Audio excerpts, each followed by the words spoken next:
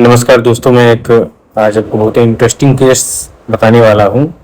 क्योंकि व्यापम घोटाले से मध्य प्रदेश का जो चर्चित घोटाला था, उसी पे एक जो एसआईटी टीम बनी थी जो उसने जांच किया। मतलब आज तक का मुझे लगता है मैंने ऐसा कोई जजमेंट नहीं देखा, न हॉलीवुड, टॉलीवुड, बॉलीवुड, कहीं भी इतना बढ़ा चढ़ा के भी नहीं दिखाया होगा जितना इन लोगों ने घर बैठे केवल डाटा कलेक्ट किया। बच्चों का डाटा कलेक्ट करके निकाल दिया कि ये अपने एग्जामिनेशन टाइम पे नकल किया है। मतलब बिल्कुल एकदम लॉजिक से, एविडेंस से, हर चीज से परे, एकदम बिल्कुल ऐसा इन लोगों ने जांच किया। लॉजिक, अगर इन लोगों के पास इतना ये एरर प्रूफ, बिल्कुल ऐसा लॉजिक है, तो इन लोग को इन्विजिलेटर और किसी चीज की क्या जरूरत है। हर एग्जाम में ऐसे ही लॉजिक लगाए और कोई भी चीटिंग करे पकड़ लिया करे।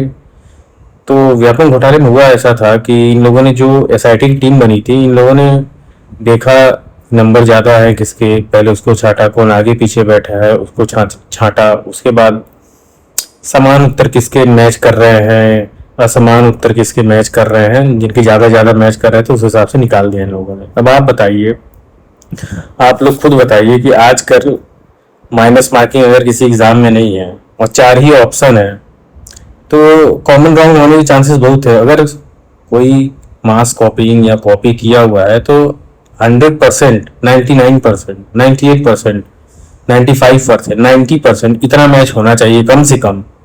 अगर आदमी, आप कह रहे हो कि कॉपी की गई है तो कॉपी का मतलब होता है कि टोटल 100% ए टू जेड सब कुछ मैच होने चाहिए। यहाँ तो आपके 80%, 90% कुछ मैच ही नहीं हो रहा है। उसके बाद भी आप लोग घर में बैठे और 6 साल बाद आपको याद आया कि अरे यार वहाँ हो सकता है घोटाला हुआ क्योंकि ऐसे ऐसे हो रहा था सिस्टम में। इन लोगों ने लिस्ट बनाया, लिस्ट रोल नंबर निकाला, ऐसे ऐसे चेक किया और जो है लिस्ट बना के कोर्ट में पेश कर दिया। अब आप सोचिए, कोर्ट में पेश कर दिया, उसके बाद कोर्ट ने भी कोई सबूत नहीं मांगा इन लोगों से। जो एसआईटी की टीम थी, इन लोगों ने जो डाटा दे दिया बस उसी डाटा को मान करके सब कोई को गलत ठहराता गया। एसआईटी ने जो डाटा दिया था उसके बाद इन लोगों ने स्टूडेंट्स को कॉलेज से बाहर निकाल दिया। उसके बाद सोचिए, कॉलेज से बाहर निकाल दिया तो सबसे पहले तो होता है एफआईआर। भाई जो जुर्म किया है, जो लोग बच्चे निकाले गए, इसका मतलब वो लोग जुर्म किए हैं, सबसे पहले एफआईआर करिए। कोई एफआईआर नहीं हुई। उसके बाद उन लोगों ने आखिर किसी से मिल करके कॉल डिटेल निकाली, किसी को पैसे दे करके उसका बैंक डिटेल निकालिए, तभी तो कहीं कुछ अपना आगे पीछे करवाएगा या कुछ नकल नकल कराएगा। आप वो डिटेल दिए होते कोर्ट में, कोई डिटेल नहीं दी गई। उसके बाद में भाई जिस सेंटर में एग्जाम हुआ वहां पे एक इन्विजिलेटर था, वो कॉलेज के प्रिंसिपल था, कोई इन लोगों से क्रॉस क्वेश्चन नहीं हुआ। कोई इन लोगों को, भाई अगर आप लोगों ने स्टूडेंट को गलत मनाया इसका मतलब इन्विजिलेटर भी गलत था, उसके सामने नकल हो रहा था। इन्विजिलेटर क्या कर रहा था? उसके बाद इन्विजिलेटर को भी नहीं पकड़ा गया, कॉलेज के प्रिंसिपल को भी नहीं पकड़ा गया। उसके बाद किसी तरह का डायरेक्ट एविडेंस नहीं है, just only on probability, theory, इनकी केवल थ्योरी बेसिस पे हाई कोर्ट इन लोगों ने हर जगह अपना थ्योरी दिया। हाई कोर्ट ने भी मान लिया, सुप्रीम कोर्ट ने भी मान लिया। मतलब मैं तो ये समझ से परे है कि इस देश में गधे जो जज बैठ गए हैं हाई कोर्ट में, सुप्रीम कोर्ट में, मतलब इन लोगों को आता क्या है सालों को। मतलब मुझे आज तक ये नहीं समझ में आया कि भाई मास कॉपीइंग का केस है, भाई मास कॉपीइंग को प्रूफ करने के लिए आप दो ना, सबूत तो दो।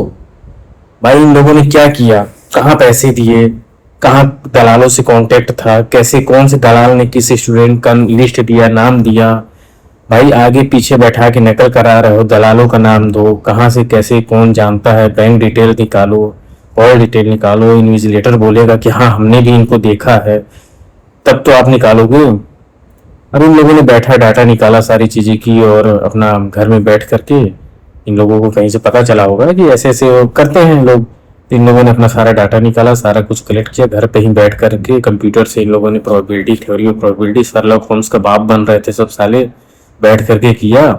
उसके बाद इन लोगों ने सब किया। उसके बाद इन लोगों ने कोर्ट में पेश कर दिया। कोर्ट ने एकदम आंख मूंद करके, हाँ बेटा बहुत अच्छा किया तुम लोगों ने, एसआईटी है, इंटेलिजेंट पूरे भरे हुए हैं। भाई आज तक एक भी बच्चों पे एफआईआर नहीं किया इन लोगों ने। भाई अगर गलत थे तो एफआईआर करो, कोई एफआईआर नहीं, कोई डायरेक्ट एविडेंस नहीं, कोई एविडेंस नहीं, इनडायरेक्ट भी एविडेंस नहीं दिया इन लोगों ने सालों ने।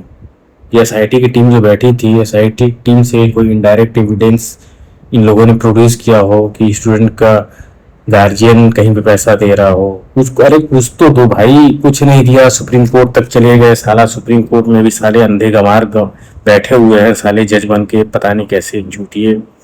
कुछ नहीं, सीबीआई सीबीआई ने जांच ही नहीं किया आज तक साला। अरे सीबीआई लगाए थे तो सीबीआई को तनख्वाह दे रहे हो, उनको जांच कराओ उनको। कोई पारस सकलेचा है, विधायक है कांग्रेस के पूर्व, उन्होंने भी काफी कोशिश की कि एफआईआर हो, लेकिन कोई एफआईआर नहीं आज तक हुई किसी स्टूडेंट्स पे।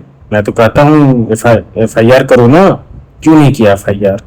उसके बाद एक आप लोगों ने केस सुना होगा आरुषि हत्याकांड। आरुषि हत्याकांड में भाई घर का बाहर का दरवाजा बंद है, ऊपर सारे दरवाजा बंद है, अंदर 4 लोग मौजूद हैं, 2 मर्डर हो गया, लड़की और एक नौकर का। अब आप बताइए सर्कमस्टांशियल तो ये हुआ ना कि वो माँ बाप ने नहीं मिलके किया होगा, पूरा पूरा यही है कि भाई माँ बाप ने ही।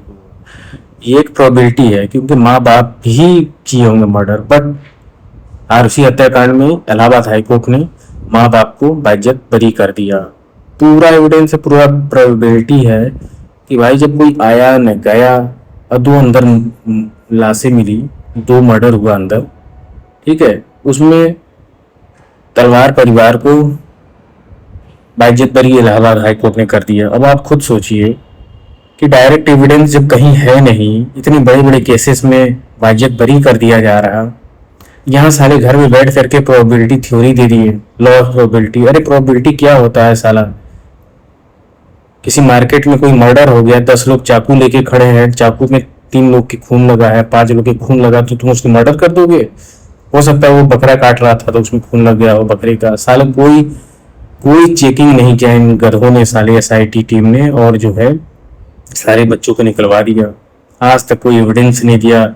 हम लोग सुप्रीम कोर्ट गए, हाई कोर्ट गए, साला गधे गंवार जजेस थे।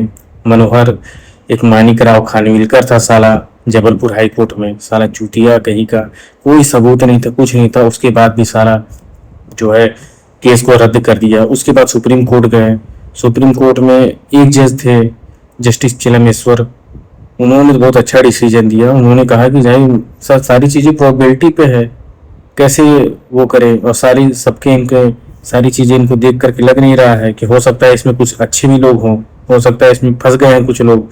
इस बेसिस पे उन्होंने बहुत अच्छा डिसीजन दिया था। लेकिन बाकी जो जजेस थे उन सबने मतलब एकदम, न्याय न्याय क्या होता है, व्हाट इज जस्टिस, सालों को बेसिक चीज भी नहीं पता है।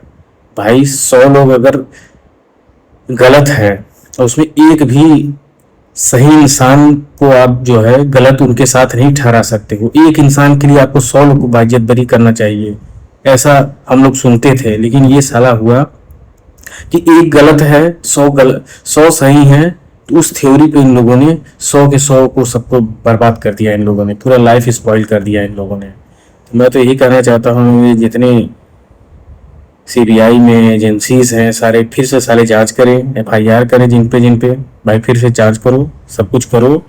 अगर वो गधे हैं फिर से एग्जाम ले लो ना साले, उस समय एग्जाम लेना चाहिए था, फिर से एग्जाम ले लो। वैसे भी तुम लोग को 10 साल बाद साले आंख खुला तुम लोगों का, 10 साल बाद आंख खुला तो तुम लोग उठ गए जांच करने लग गए।